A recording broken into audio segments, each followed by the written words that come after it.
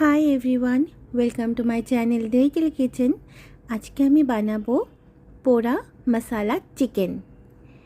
আমি এটা first time বানালাম, ভাবলাম আপনাদের সাথেও শেয়ার করি। আশা করি আপনারা পুরো ভিডিওটা দেখবেন। চলুন তাহলে বানিয়ে ফেলি। মাংস ধুয়ে নিয়েছি ভালোভাবে। এর মধ্যে দিয়ে দিলাম হাফ লেবু চিপে আর পরিমাণ মতন লবণ দিয়ে ম্যারিনেট করে নেব। 5-7 মিনিটের জন্য রেখে দেব ঢেকে। গ্যাসের ওপর এরকম ঝাঁঝরি বসিয়ে দিয়েছি।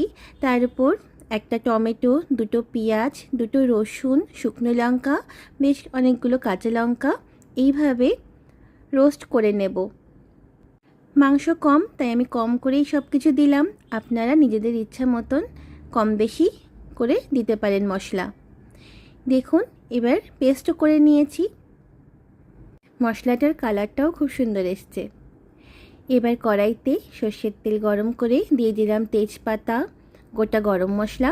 এবার মাংসগুলো ডাইরেক্ট দিয়ে দিলাম কড়াইতে। অ্যাড করলাম হলুদ, সামান্য লবণ দিলাম, কারণ এর আগে আমি লবণটা বেশ খানিকটাই দিয়েছিলাম ম্যারিনেট করার সময়, তাও আমি এখানে অল্প ইউজ করলাম। এবার খুন্তি দিয়ে একটু নাড়াচাড়া করে নেওয়ার পরে অ্যাড করলাম কাশ্মীরি শুকনো লঙ্কার গুঁড়ো, ধনে গুঁড়ো, জিরা গুঁড়ো আর গোলমরিচের গুঁড়ো দিয়ে এবার আমি মাংসগুলোকে 5-7 মিনিটের জন্য ভেজে নেব। তারপরে আমি অ্যাড করব 2 চামচের মতন টক দই।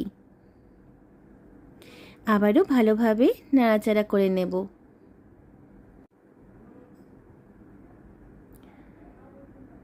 সব সময় মাংসের ঝোল খেতে একদম ভালো লাগে না, মাঝে মাঝে একটু অন্যরকম রেসিপি বানাতে ভালো লাগে, একটু এক্সপেরিমেন্ট করতেও ভালো লাগে।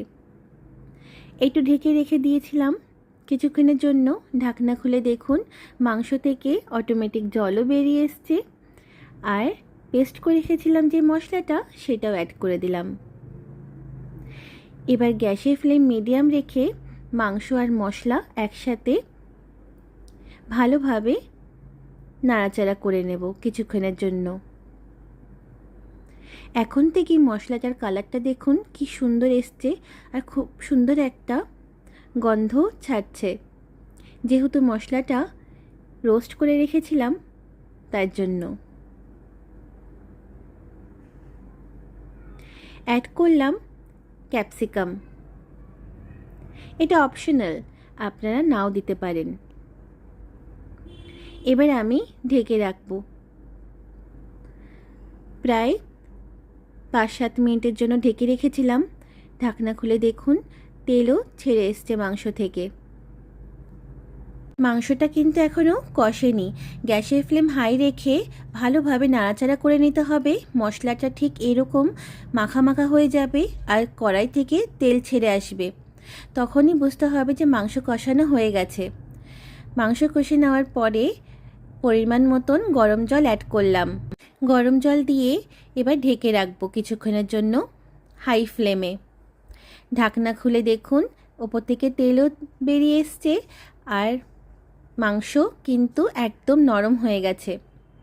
নামানোর আগে সামান্য ঘি দিয়ে দিলাম আর বেশ খানিকটা ধনেপাতা কুচি দিয়ে দিলাম।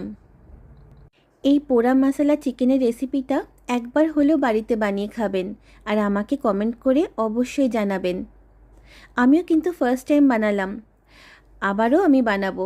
এত ভালো হয়েছিল খেতে, না বানালে তো বুঝতেই পারবেন না। গরম গরম ভাতের সাথে দুর্দান্ত লেগেছিল খেতে। রুটি বা পরোটার সাথেও ভালো লাগবে খেতে। আর খুব কম টাইমে কম জিনিসে বানানো হয়ে যায়। ভালো লাগলে কমেন্ট করে জানাবেন। আমার চ্যানেলটির বেল বাটনটা অবশ্যই ক্লিক করে দেবেন। লাইক অ্যান্ড সাবস্ক্রাইব করে দেবেন। সবাই ভালো থাকবেন। টাটা।